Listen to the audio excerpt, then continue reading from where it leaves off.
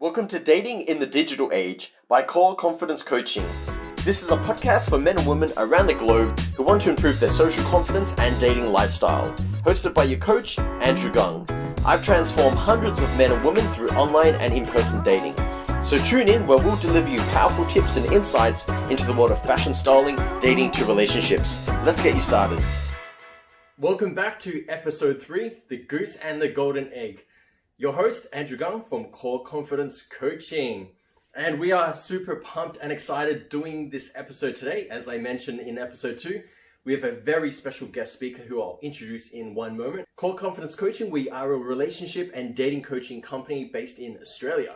And our mission and goal is to transform, inspire, and impact over 100 men and women by the end of 2020 through their dating and relationship lifestyle. Awesome. We have a really cool guest speaker today to really share with us his views and insights into today's actual situation, which is COVID-19. It's impacted the world, and that runs into why this episode is called The Goose and the Golden Egg. Why?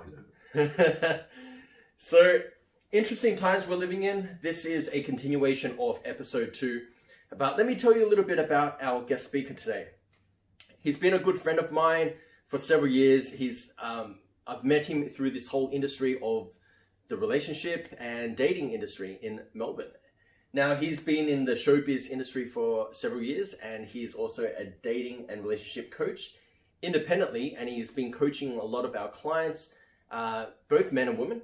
And yeah, love for you to share your insights with us today, Paddy Mac. So here's Paddy Mac. Hello, everybody. How are you? So I guess will we talk about golden egg, the goose and golden egg? Yeah, the golden egg. What does this even mean, first of all, Paddy? I thought it was a fun little metaphor. So when COVID hit and things were getting a little bit tough, I thought, well, why not use a metaphor to help us get through it in terms of our approach to the dating scene, whether you're a guy or a girl. And I thought, well, the shit's really hit the fan in the sense that we can't go out there. Can I swear? Oh, fuck yeah. Okay, okay, cool. Yeah, so I thought, well, why not? The Goose and the Golden Egg. It's a story. I don't even know who wrote this thing, but it's stuck in my head. I guess because when it comes to a golden egg, obviously you're looking at something which is very precious and has a lot of value to it. And also in general, when it comes to the world, the animal kingdom, and actually laying an egg and taking care of the egg, and then for the egg to hatch into a bird and for it to fly away, that takes a lot of energy and effort. So I thought, why not apply that to the dating scene? Because it's particularly pertinent now, because we have an opportunity to really take care of ourselves, and I guess what's quote end quote in a game. Yep. And then also, whereas as previous to COVID-19, we could only do out a game. Most people would focus on that. Very few people would actually look into the mirror and analyze themselves. So I thought, why not? Now, for any listeners on this podcast right now, they're probably wondering, what is this terminology, inner and outer game? Okay. Just briefly, yeah. Yeah, sure. Inner and outer game, I don't even know who coined it or where it came from. I guess it's because when it comes to the world of dating or relationships or seduction, there are 2 elements to it. There's the part which is where you're out there and you're learning particular gambits or techniques or ways to move your body language, to better understand body language, or understand why people do what they do, which is absolutely critical to knowing how to have an active dating life. And have good relationships. But then there's also the inner game, which is, to be honest, and one of my mentors believes this, that 90% of what you do really is inner game, because it's what's inside, it's what's going inside 100% of you. Yeah. And that is, it's your belief system, it's your core values, it's how you live your life, what your objectives are, things like that. Yeah. For sure, makes complete sense. Absolutely. But before all this COVID-19 shit just hit the roof. Right, and this, right now when we're recording this and filming this, literally where the restrictions have eased in our home city in Melbourne, CBD. But obviously we can't predict the future, what will happen if we go back into restrictions. So it's a very murky type of future that we're living in right now. There's so many unpredictable scenarios. So when we're coaching clients, we've got to kind of focus on it there and then. We can't really just predict the next 2 months, and like we don't know what's actually going to happen. But prior COVID-19, I remember you had a very cool experience coaching a female. Yes. Yeah, and that's when bars were still open, and we could go out and there was nightlife and everything like that. But now times have changed. But I would love if you could just briefly share a bit of an experience on coaching a female. It was a wonderful experience. Sorry, I hadn't done it before. It was my first time. I was quite nervous. Yeah. But luckily, I also have a background in practical psychology and understanding why we do what we do, and that's applicable to male and female. So I just embraced that. Although I did know that I was going to have my work cut out for me because she is actually a qualified psychologist. So I knew I was going to have to be careful there, and I had a few people warn me of that. But it turned out to be a fantastic experience. So we went out we went out during the night for 4 hours, and we also went out during the day for I think 3 or 4 hours as well. About a week later, and it was really cool. So I guess the biggest things for her was that she really wanted. She was she was fine at, when a guy came up to her and started chatting to her to a degree, but she also wanted to, I guess she wanted the option of being able to go and approach a guy if she liked the look of him as well. Yeah, which is quite rare. Yeah. And so we worked. I guess I worked on exposure. I used exposure therapy, which is, I believe that's the right term, where you introduce something to someone slowly through different stages. Yep. So I started off by getting her to be with me as I would start talking to a group, just in a, I guess you could say, is it benign, in a benign kind of fashion. So we're just talking friendly chit chat with no undercurrent or no sexual undercurrent or no intent. And then gradually stepped it up to the point where she was actually going up to a guy who she liked, and she was expressing that interest very clearly. Yeah, right. In both through spoken word as well as body language and things like that. Yeah. And not many ladies tend to do this. It's usually the guys that are the ones that are taking the initiative. Absolutely. So it's like the roles have reversed. Yeah. Since we've spoken, she's definitely dating one guy at the moment, and she says a lot of that is down to what she learned when she was with me. Yep. So that was really that's obviously whenever for us it's always the best thing you can ever hear from being a coach to have a past client say, well, it's because of this. That's really cool. Yeah. Nice, man. Yeah. Well, look, obviously times have changed. We're in the month of May right now, heading into June. Times are going to be different. Like, what can people actually do? Like, what's your insight into the whole dating realm and social, like the cold socializing? Like, I don't know how you would say it, but like people to people interaction. Like, things are going to be different now. Yes. What's your insights into this whole field of things? Well, I go back to the metaphor of the golden egg. Yeah. Let's talk about that. So like what I was saying, this is really an opportunity for you to work on your inner game, which is for the most part, which is getting yourself fit, eating the right food, taking care of yourself psychologically, spiritually, and then obviously like you want to be meeting and interacting with women as best you can. Now, currently, depending on where you are, even if you are in a full lockdown situation at the moment, wherever you are in the world, you can still be doing that thanks to the wonderful technology that we have, which is called the internet. Yeah. You really should be taking advantage of that, ladies and gents, because if you don't, then you will reach atrophy. Your brain will start to turn to mush, and you'll because COVID-19 will end. Whether it's through herd immunity or through a vaccine, it will eventually end. And when it does end, if you haven't tried to keep those cogs in your mind moving socially, that social part of your brain, you're going to walk out in a daze, and you're just going to be so far behind. Whereas a little bit, it's the same as a muscle in the gym. So if if the gym, which most gyms have closed down, if you don't keep on working out to some degree, you're going to you're going to be putting on that weight. And no doubt some of you watching and listening probably have. But if you just keep on doing a little bit of exercise, then it's going to be so much easier when things eventually do go back. Yeah.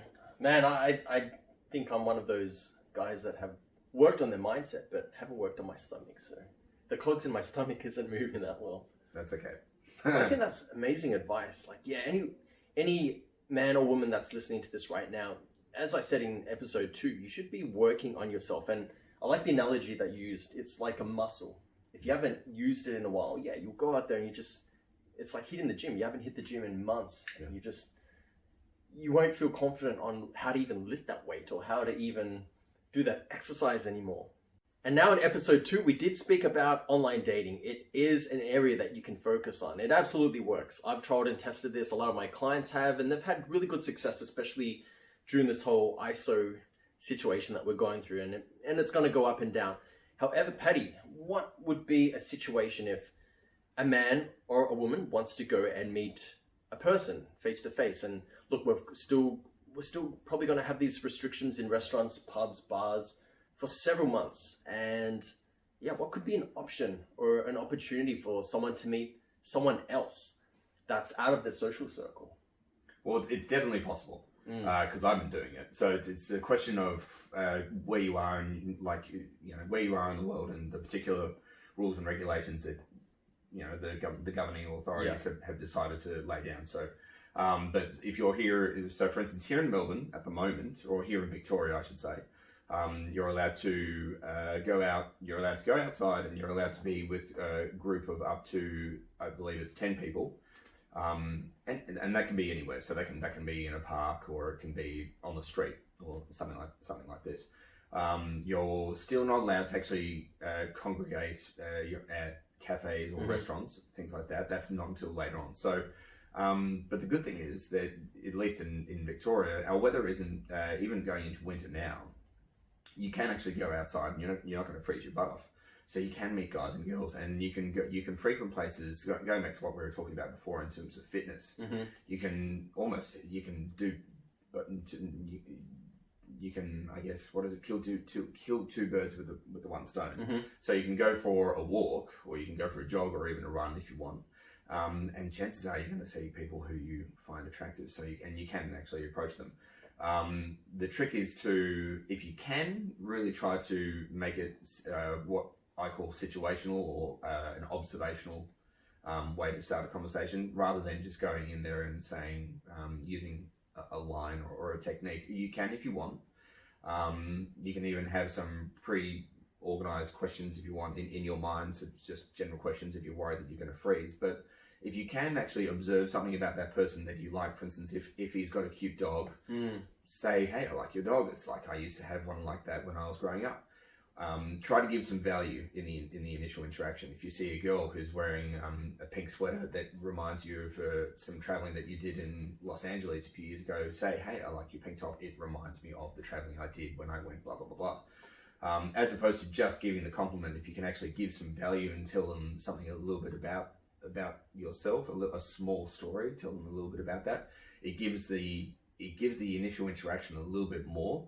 So the person's a lot more likely to open up, and it stops the interaction being purely superficial. Because most of the time when you go and approach a guy or a girl and you try to start an interaction, you'll start with that initial observation, if it is an observational opener, and it will just continually loop around the same subject. And most people find it difficult to break out of that. Whereas if you can tell them a little bit of a story or give some value, then it's very easy to then it's almost like it grows like a tree, really. It starts to sprout and it gets bigger and it can go more places. Oh, excellent. I love that. Especially the dog one. Like I see so many guys and girls out there going for runs around, our local gardens. I think in Melbourne, we've got the botanical gardens, and they're just going for a jog with their dogs. And I think that's a great opportunity, especially, I know most people out there are dog lovers, and it's a great conversational opener, whether you're a guy or whether you're a girl, just to be like, hey, you've got a really cute dog. What's its breed or whatever? You can just start off with that. Yeah, absolutely. Yeah. And it's evasive. It's not even creepy. It's just a normal conversation. I've made a few friends actually just by doing this.